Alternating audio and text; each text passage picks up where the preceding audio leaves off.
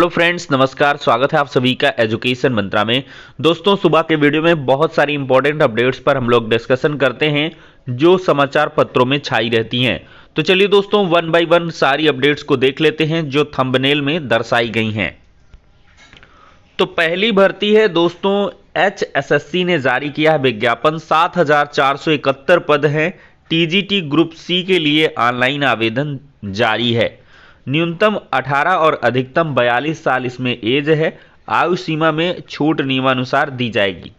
देखिए, उम्मीदवारों के पास मान्यता प्राप्त विश्वविद्यालय से पदानुसार संबंधित विषय में ग्रेजुएशन के साथ बीएड, डीएड, बीएलएड, बीटीसी और अन्य पात्रताएं कार्य करने का अनुभव होना चाहिए।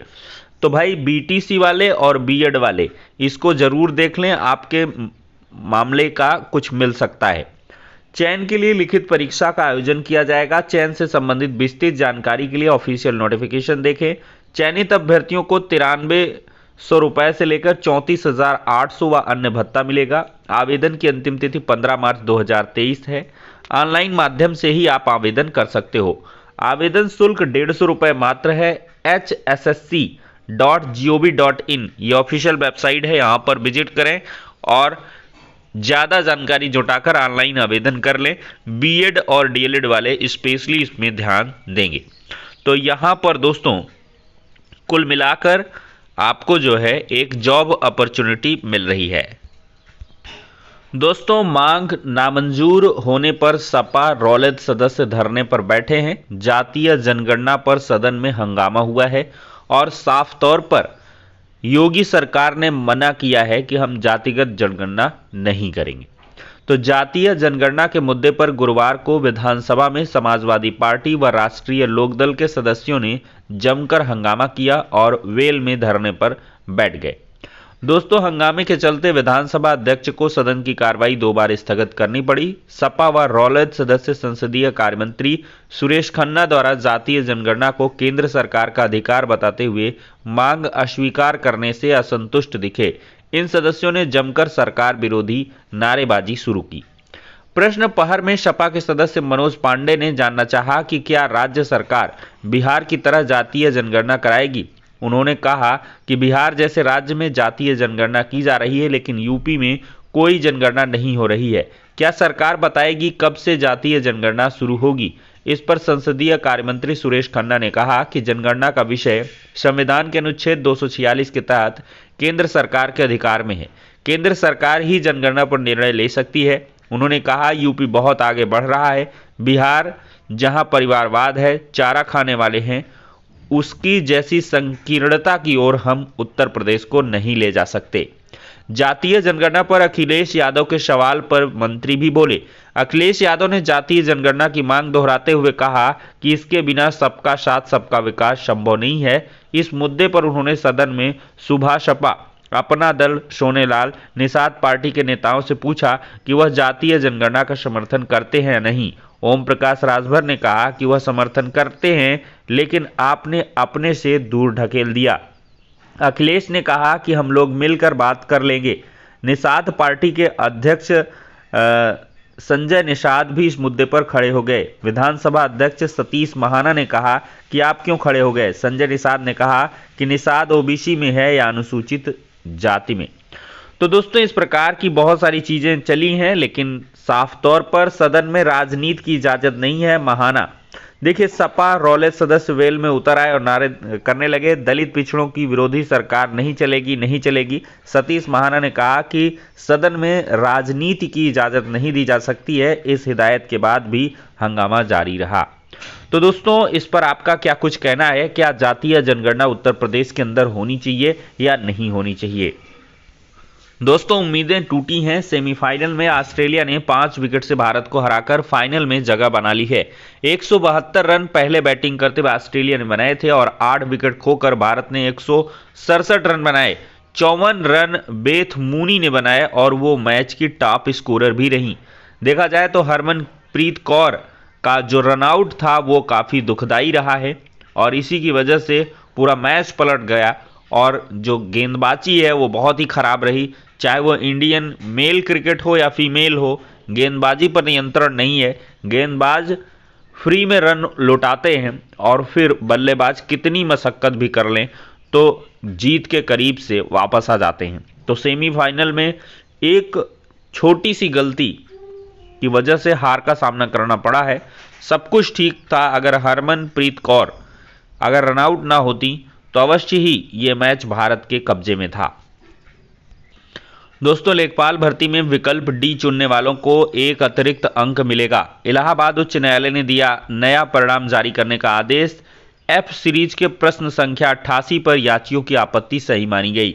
तो इलाहाबाद हाईकोर्ट ने लेखपाल भर्ती की मुख्य परीक्षा में एफ सीरीज के प्रश्न 88 का उत्तर विकल्प डी चुनने वाले अभ्यर्थियों को एक अतिरिक्त अंक देने का आदेश दिया है। कोर्ट ने कहा है कि जिन अभ्यर्थियों ने विकल्प डी चुना है उसे भी सही मानकर परिणाम जारी किया जाए। यह आदेश न्यायमूर्ति जसप्रीत सिंह ने नीतीश कुमार सिंह, श्रीधर यादव, रोबिन अग्रवाल की अलग अलग याचिकाओं पर एक साथ सुनवाई करते हुए दिया।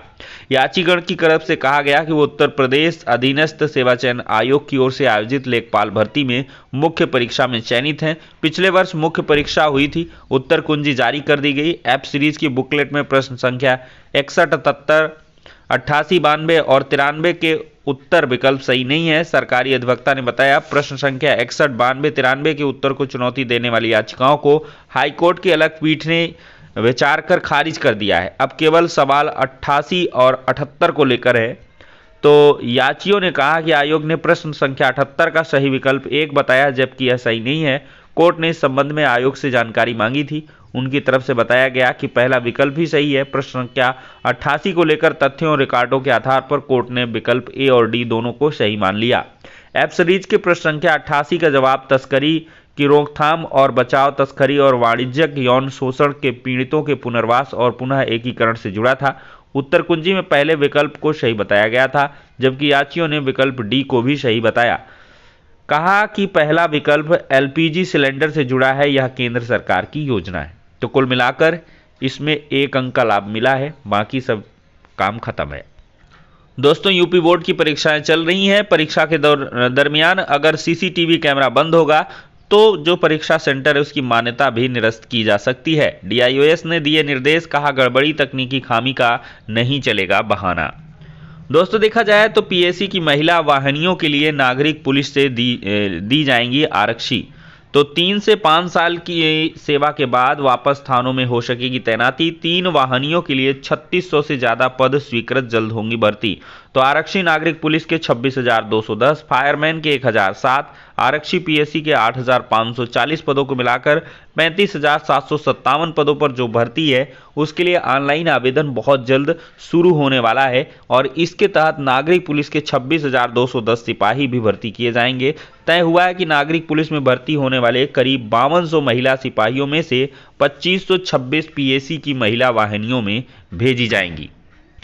दोस्तों, फार्मा हब बनेगा यूपी, मिलेगा रोजगार। फार्मा पार्क और इंस्टीट्यूट से दवाओं के निर्माण को मिलेगी गति। दवाओं के परिवहन पर होने वाला खर्च भी बचेगा। तो 1560 करोड़ फार्मा पार्क विकसित करने में खर्च होगा। प्रदेश में भरपूर मैन पावर है और इसका इस्तेमाल भी किया जाएगा। दोस्तों, देखा जाए तो उत्तर प्रदेश सरकार ने पीसीएस मुख्य परीक्षा से वैकल्पिक विषय की अनिवार्यता को कर दिया है समाप्त और पीसीएस मेंस में बदलाव से आसान होगा यूपी के अभ्यर्थियों का सफर। तो 400 अंकों का यूपी स्पेशल अब वैकल्पिक विषय के स्थान पर जोड़ा जाएगा और सिविल सेवा की तैयारी करने वाले प्रतियोगी छात्रों की सफलता दर में होगी कमी। तो विशेषज्ञों को करना होगा बड़ा बदलाव। अब स्केलिंग से निजात भी मिलेगी और दूसरे राज्यों के छात्र कम हो जाएंगे और बेहतर प्रशासनिक सेवा हो जाएगी। बोले प्रतियोगी क्या है, वैकल्पिक विषय समाप्त होना पूर्णतः छात्रों के हित में है। इससे भाषा का भेदभाव और स्केलिंग समाप्त होगी। सभी पृष्ठभूमि के छात्र एक समान स्तर पर प्रतिस्पर्धा कर पाएंगे और वहीं पर आयोग की स्केलिंग प्रक्रिया से हतोत्साहित हिंदी माध्यम व मानविकी विषय के छात्रों के लिए सरकार द्वारा विषय हटाने का निर्णय बहुत ही तार्किक और उत्साहवर्धक साबित हुआ है। दोस्तों देखा जाए तो इस बदलाव के बाद विशेषज्ञों को करना होगा बड़ा बदलाव। इस बदलाव के बाद अब कोचिंग आदि में पढ़ाने वाले विशेषज्ञों को पढ़ाने का तरीका बदलना होगा। पीसीएस मेंस में अब जीएस के ज़्यादातर प्रश्न ऐसे पूछे जाते हैं जो किसी एक विषय से संबंधित नहीं होते। मसलन 2017 में एक प्रश्न पूछा गया कि लैंगिक बजट से आप क्या समझते हैं और यह महिला सशक्तिकरण कैसे लाभदायक है। यह प्रश्न 3 विषयों से जुड़ा है, लैंगिक बजट, अर्थशास्त्र, महिला सशक्तिकरण सोसाइटी और यह कैसे लाभदायक है। यह हिस्सा करंट का हो गया। स्पष्ट है कि इस प्रश्न का उत्तर किसी एक विषय विशेषज्ञ के बस की बात नहीं है। इसका सही उत्तर वही दे सकेगा जिसे कई विषयों का ज्ञान हो। तो अब कुल मिलाकर पीसीएस ने बहुत कुछ बदल दिया है। अब देखेंगे 2023 में किस प्रकार से छात्र इसको टैकल कर पाते हैं। तो फिलहाल के लिए दोस्तों ये हो गया आज के इंपॉर्टेंट वीडियो। पसंद आया हो तो लाइक एंड शेयर करें। नेक्स्ट वीडियो में मिलते हैं।